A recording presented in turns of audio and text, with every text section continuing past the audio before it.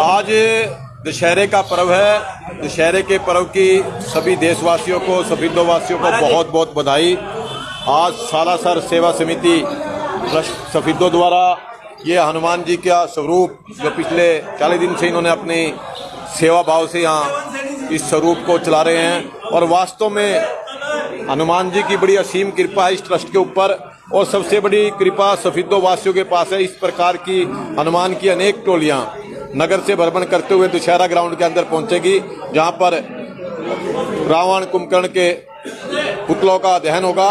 और जब इस प्रकार के युवा ऐसा धार्मिक आयोजन करते हैं, निश्चित रूप से जो अपनी प्राचीन संस्कृति है उसको बढ़ावा मिलता है, और उसके साथ साथ और युवाओं को एक नई चेतना, नई प्रेरणा मिलती है कि हम किस प्रकार से अपनी प्राचीन संस्कृति को, अपनी विरासत को संभाल के रखें, और वो सबके लिए अनुकरणीय है। निश्चित रूप से प्रभु श्री राम हम सबको शक्ति देंगे, और आज का दिन बुराई पर अच्छाई का दिन है, और आज सबके अंदर जो जो बुराइयां हैं उसको छोड़कर आगे बढ़ने का समय है। जय श्री राम, जय श्री हनुमान। सर, एक बात मैं चाहता हूँ कि हम एक राउंड भुगते हैं लेकिन 100 राउंड पैदा होते हैं, उसके बारे में क्या कहना चाहेंगे? देखिए, वास्तव में रावण रूपी बुराई को खत्म करने के लिए हजारों वर्ष से परंपरा चल रही है, और निश्चित रूप से जब हम इस परंपरा का निर्माण करते हैं तो कहीं न कहीं जिस प्रकार से आपने इन बच्चों के स्वरूप को देखा, और भी बहुत टोलियां सफीदों नगर में हैं बच्चों की जो ग्रुप के अंदर काम कर रही हैं, इस प्रकार के सेवा भार कर रहे हैं। निश्चित रूप से ऐसे आयोजन के अंदर बच्चों को एक प्रेरणा मिलती है, और बहुत एक सच्ची शक्ति भी पैदा होती है। बुराई को, मैं ये नहीं कहता बुराई नहीं पैदा होती, लेकिन बुराई को खत्म करने के लिए सच्ची शक्ति होती है, और सत्य की हमेशा विजय होती है। देखिए, अगर रावण में कहीं ना कहीं बुराई थी तो अच्छाई भी थी, उसके बारे में क्या? देखिए, निश्चित रूप से हर व्यक्ति में अच्छाई भी होती है, बुराई भी होती है। जब प्रभु बुद्धि हर लेते हैं, जब बुद्धि का विवेक काम नहीं करता, तो निश्चित रूप से रावण जैसे विद्वान व्यक्ति के अंदर भी इतनी बड़ी कुरीति आई, और विद्वान होते हुए भी इस प्रकार का जो विधि का विधान है वो पूरा होना था।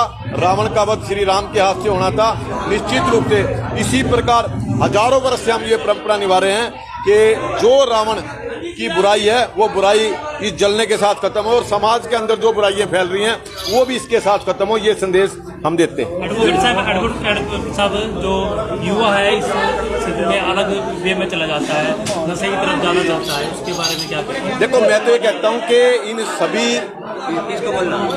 युवाओं से जो लगभग 8 के करीब ग्रुप्स यहाँ हनुमान जी के स्वरूप बन रहे हैं, उनसे हमें प्रेरणा लेनी चाहिए कि जो नशे में युवा चले गए हैं, हम उनसे आग्रह करते हैं कि भाई आप इन युवाओं से प्रेरणा लेकर एक अच्छे मार्ग पर लगें, ताकि नशे से भी मुक्त हो सकें और युवा एक अच्छी संस्कृति को बढ़ा सकें। अच्छा जी, आगे पूछे हैं, प्रधानमंत्री हैं, अब क्या करेंगे? सर्वप्रथम आप सभी के माध्यम से मैं पूरे देश प्रदेश को आज के विजयदशमी के पर्व की बहुत बहुत शुभकामनाएं देता हूं।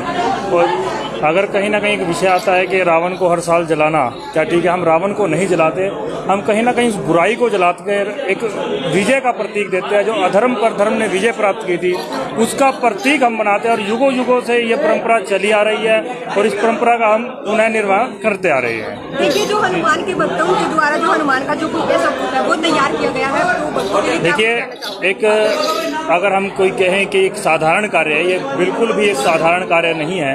इस प्रकार का असाधारण कार्य कोई असाधारण व्यक्तित्व ही कर सकता है, और एक बहुत, मैं जहाँ तक मुझे क्या आता है, करीबन 40 दिन की तपस्या के बाद इस प्रकार के स्वरूप कोई भी युवा धारण कर सकता है, और एक मैं इनको बधाई देता हूँ जो इस प्रकार के स्वरूप भी धारण करते हैं और इस प्रकार का प्रण भी लेते हैं।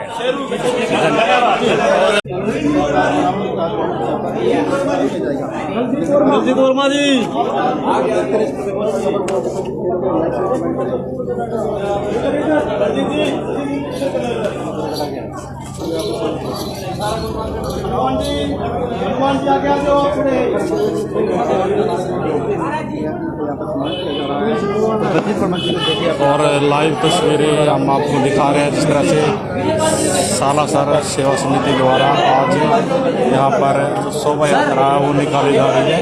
और इधर तस्वीरें दिखा देते हैं, इधर के ले ले प्रधान जी का भाई, और दिखा रहे हैं तस्वीरें और लाइव हम आपके साथ जुड़े हुए हैं और जितने भी लोग हमारे साथ जुड़े हैं साथ के साथ शेयर जरूर करते रहें।